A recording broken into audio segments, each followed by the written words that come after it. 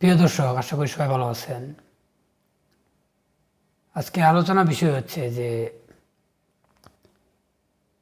বর্তমান সরকার যদি বিদায় নেয়, তারপরে যে বিকল্প যে আসবে সেটা আমাদের জন্য কতটা কল্যাণকর হবে, কতটা অকল্যাণজনক হতে পারে, বা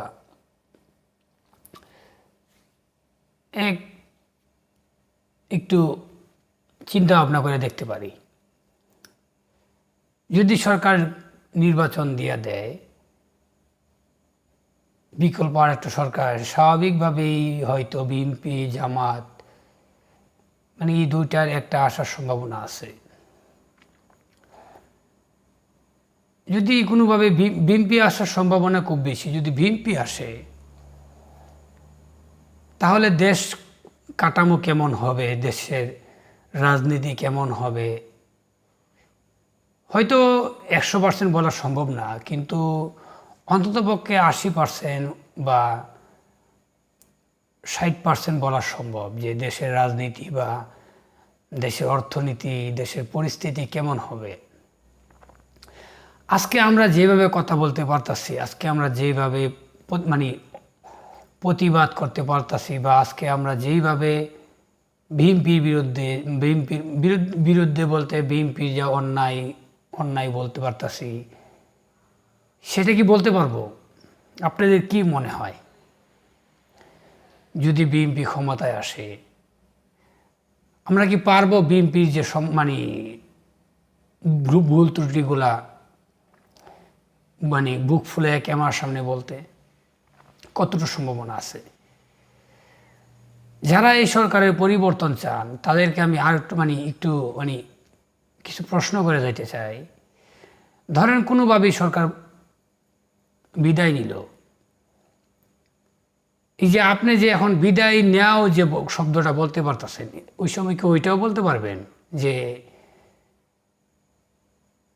তোমাদেরকে তোমরা পারতাছি না, আমরা আর বিকল্প দেখবো, বা তাদের ভুল ত্রুটিগুলা কি তাদের মুখের সামনে বলতে পারবেন? এতটুকু এই বলার পরিস্থিতি কি বাংলাদেশে থাকবে? আশা করি এটা আপনারা ভালো জানেন যে অন্যান্য দলগুলা বা রাজনৈতিক দল যদি ক্ষমতায় আসে তখন পরিস্থিতি কেমন হবে। এই জন্য আমি ব্যক্তিগতভাবে এই সরকারকে আমার সর্বোচ্চ দিয়ে আমি সমর্থন করি। তাদের হাজারো ভুল ত্রুটি থাকলেও তারপর আমি তাদেরকেই সমর্থন করি, আর তাদেরকে সমর্থন করব। এই জন্য করব, একমাত্র তারাই, কোনো দল নাই, কোনো দলের চিন্তা নাই, কোনো মতের চিন্তা নাই, একমাত্র দেশ কীভাবে আরও উন্নত করা যায়, দেশকে কীভাবে আরও শৃঙ্খলার মধ্যে আনা যায়, দেশকে কীভাবে বিশ্বের দরবারে তাল মিলিয়ে চলা যায়, একমাত্র তারাই এই চিন্তাটা করবে। এছাড়া আর কোনো রাজনৈতিক দল, বিশেষ করে বিএনপি বা আওয়ামী লীগ, কোনো এই দুই দলের এক দল যে করবে এটা আমার 90% বিশ্বাস হয় না। তাদের চিন্তা ভাবনা কেমন হবে এটা আমার চেয়েও তারা আপনারা জানেন ভালো, কারণ আপনারা এই দেশের রাজনীতির সাথে অনেকটাই অবগত, অনেকটাই সচেতন বা অনেকটাই অভ্যস্ত। এই জন্য এই সরকার যাওয়ার পরে যে রাজনৈতিক দল যদি যে রাজনৈতিক দলই ক্ষমতায় আসে, তারপরে যে আপনাদের যে কতটুকু স্বাধীনতা থাকবে, এটা আর একটু আমি মনে করি একটু কল্পনা করা উচিত আপনাদের। আজকে যেমন অল্পতে এই সরকারের প্রতি তিক্ত হয়ে যাইতেছি, এখন না হয় পরিবর্তনটা করতে পারো, এটা যদি পরিবর্তন হয়ে যায় তারপরে কি চাইলেও যে হাজারো বিরক্ত, যদি ওই যেমন শেখ হাসিনার মতো যদি 16 বছর দানবীয় নির্যাতন চালায়, তখন কি পরিবর্তন করতে পারবেন? এখন তো চাইলেও না পরিবর্তন যেভাবেই করতে পারবেন, তখন কি পারবেন? এই জন্য